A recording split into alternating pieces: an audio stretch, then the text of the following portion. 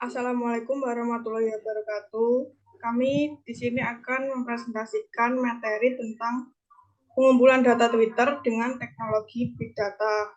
Perkenalkan, nama saya Amanda Dela Ramadan dengan NIM 21010105. Lalu ada Anita Carolina Wibowo dengan NIM 21010106. Lalu ada Tita Aisyah Khairunisa dengan NIM 2101011102. Salah satu sumber big data yang menghasilkan aliran data dengan kecepatan tinggi adalah Twitter. Media sosial ini memiliki pengguna sekitar 330 juta. Rata-rata per hari terdapat 500 juta posting atau tweet atau sekitar 6.000 tweet per detik. Spark telah menyediakan kemampuan untuk memproses data stream. Data stream berupa tweet dapat ditangani dengan memanfaatkan library Spark Streaming. Selain itu, penanganan data stream juga dapat dilakukan dengan teknologi lain, yaitu Kafka dan Zookeeper. Yang pertama ada Hadoop. Hadoop adalah framework untuk mengelola dan memproses big data secara terdistribusi. Jaringan klaster Hadoop dapat terdiri dari puluhan, ratusan, atau ribuan komputer komoditas yang biasa dinamakan node. Ada node yang berperan sebagai name node atau master, ada yang sebagai data node atau slave.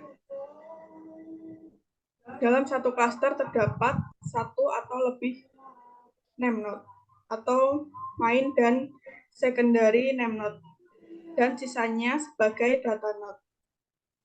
Banyaknya data node pada klaster tersebut dikonfigurasi berdasarkan kebutuhan. Hadoop memiliki dua komponen penting, yaitu HDFS atau Hadoop Distributed File System dan MapReduce. Yang kedua ada Big Data Stream.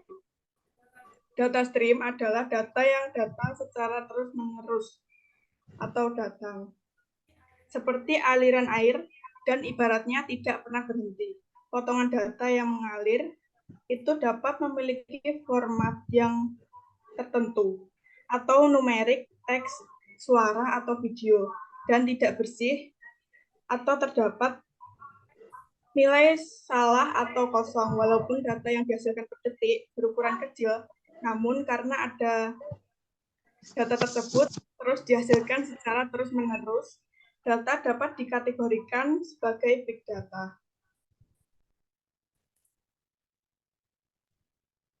Tiga, Spark. Data stream tidak cocok diolah menggunakan Hadoop, karena Hadoop tidak dirancang untuk memproses data stream. Spark memfasilitasi in-memory processing, yaitu menjalankan komputasi di memori paralel dengan DAG, Directed Acyclic Graph. DAG mengoptimasi langkah-langkah eksekusi tugas-tugas pada aplikasi atau workflow. Melalui DAG, Spark mencari langkah-langkah yang optimal untuk mengerjakan tugas-tugas tersebut. Arsitektur dari Spark terdiri dari beberapa bagian yang ditunjukkan pada gambar. 4. Spark Streaming. Spark Streaming adalah library ekstensi dari Spark yang digunakan untuk mengumpulkan dan mengolah data stream dengan bounded processing. Dengan demikian, proses windowing dilakukan berdasarkan waktu processing time. Spark Streaming masih memiliki sifat-sifat utama dari Spark, yaitu in-memory atau data disimpan dan diproses di memori yang terdistribusi, fault tolerant. Direalisasi dengan cara mengepartisi dari mereplikasi data di memori, dan memiliki sifat tambahan, yaitu bisa mengumpulkan data secara real-time dari berbagai sumber seperti Twitter, TCP socket, dan Kafka. Spark Streaming bekerja dengan cara mengumpulkan data stream dari suatu sumber dan mengubahnya menjadi rangkaian RDD yang disebut dengan Discretized Stream atau DStream. Karena DStream merupakan rangkaian RDD, operasi transformasi dapat diterapkan pada tiap-tiap RDD. Tapi karena Spark Streaming bekerja secara paralel, operasi transformasi tersebut seolah-olah diterapkan pada seluruh rangkaian RDD. Seperti RDD secara umum, DStream pun dapat dibuat dengan cara mengambil data eksternal atau mentransformasi DStream lain yang telah ada. Spark Streaming bekerja mirip dengan Spark, namun ada komponen tambahan pada driver program, yaitu streaming konteks yang mengatur tugas Spark konteks, mengumpulkan dan memproses data.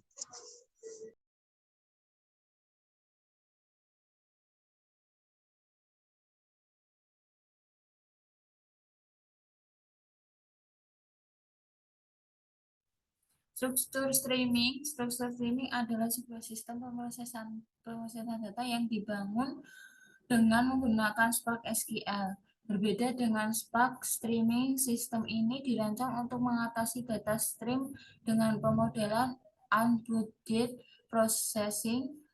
Proses windowing pada sistem ini dilakukan dengan mengelompokkan data stream berdasar waktu saat data tersebut dihasilkan. Kafka adalah sistem pengumpul data stream yang juga dapat berperan dalam menyederhanakan sistem. Penyederhanaan ini dilakukan Kafka dengan menjadi perantara antara sumber data stream dengan target data stream klien. Hubungan antara target dan sumber harus disederhanakan karena sumber dari data stream dapat lebih dari satu, bahkan banyak.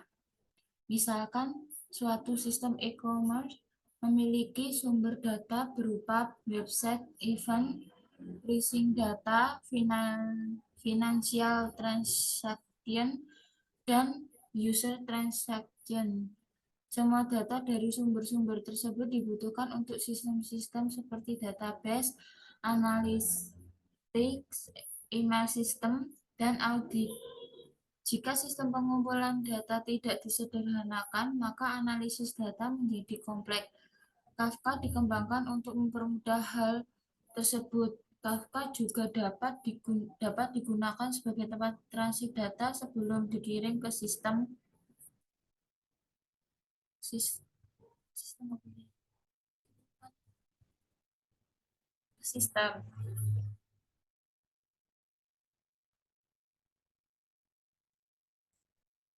Sekian presentasi data science dari kami.